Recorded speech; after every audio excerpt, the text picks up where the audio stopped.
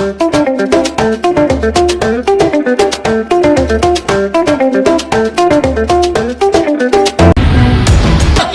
का मतलब क्या? तेरा मेरा रिश्ता क्या? हिंद की बर्बादी तक, इंडिया की बर्बादी तक। Hello friends, after Operation Sindoor and the subsequent ceasefire, the political atmosphere in the country is very heated. On one hand, the India alliance is raising all sorts of questions about the government, while on the other, even the public doesn't seem happy with the ceasefire today. A strange kind of voice can be heard everywhere.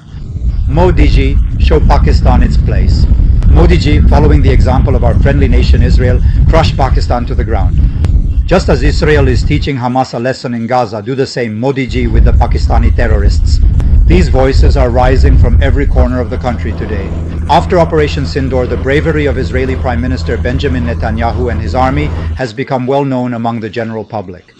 So friends, today I am going to tell you how Israel, surrounded on all sides by Muslim countries, teaches its enemies a lesson.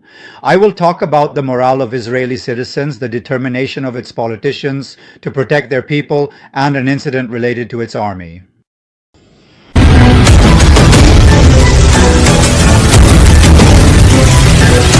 Friends, have you ever thought that when a country struggles to protect its citizens, the whole world? How do you see? Do we really understand what measures countries like Israel, which are constantly targeted by terrorist attacks, take for their security? And can India, which is also battling terrorism, stand with Israel in this struggle? This is a story that tries to explain to us why a country's act of self-defense might be justified for another as well.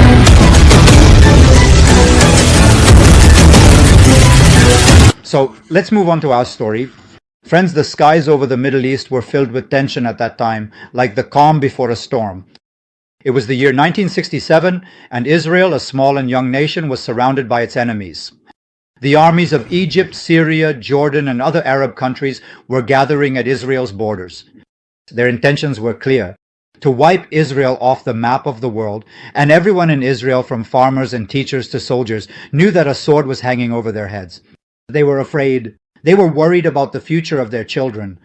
But along with that fear and anxiety, there was something else. That was their unwavering determination to defend their homes, to protect their families, and to fight for their very existence. They set aside their worries and prepared themselves to face the enemy. On the other hand, Israel's leaders also knew that if they waited, the outcome would be certain. They had to do something their enemies could not even imagine. And they did just that.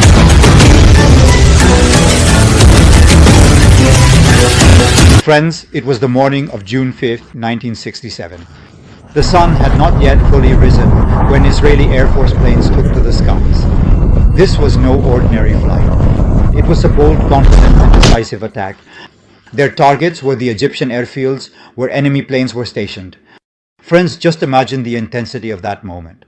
At that moment, the pilots' hearts were racing, but their hands were steady. They knew that this attack would decide the future of their nation, and they performed brilliantly, my friends. One after another, Egyptian planes were destroyed, either in the air or right on the ground. This was a tremendous blow to the enemy, a blow from which they could never recover. The brave Israeli pilots had completely shattered all of the enemy's preparations. This was not just an attack, my friends, it was a masterpiece of strategy. Israel first crippled the enemy's greatest strength, its air force. But the battle was not over yet. After this brilliant performance by the Air Force, Israel's ground forces took charge. Fierce fighting broke out everywhere, in the Sinai Desert, on the Golan Heights, and in the West Bank. They were facing the enemy in the scorching suns of the desert and on the steep slopes of the mountains. They may not have had as many troops as the enemy or weapons to match, but what they did have was unwavering spirit, patriotism, love for one another, and a passion to win.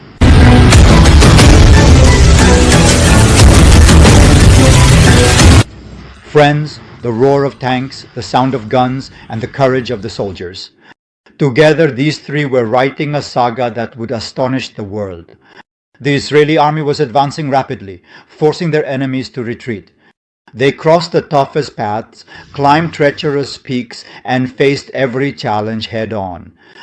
Friends, this war lasted only 6 days. Only 6 days.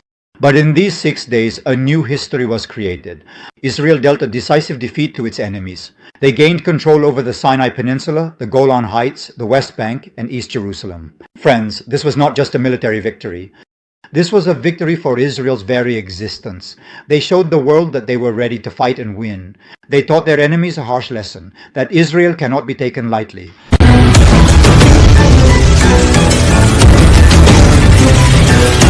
Friends, this story is not just about tanks and airplanes. This is the story of those people who risked everything to defend their homes.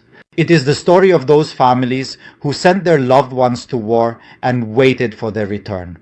It is the story of a nation that faced an existential crisis and emerged incredibly strong. Friends, there was pride in Israel's victory. Yes, a lot of pride, but there was also sorrow in it. The sorrow of losing those who gave their lives. It was a complicated victory with wounds that are still fresh today.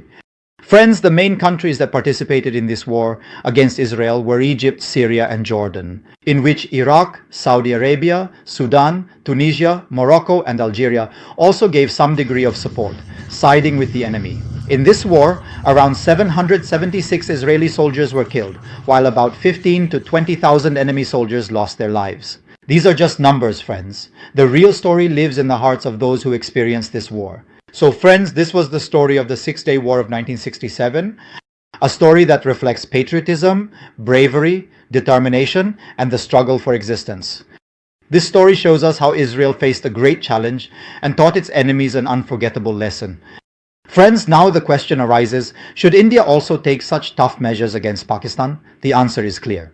Both Israel and India have every right to take all necessary steps for their security.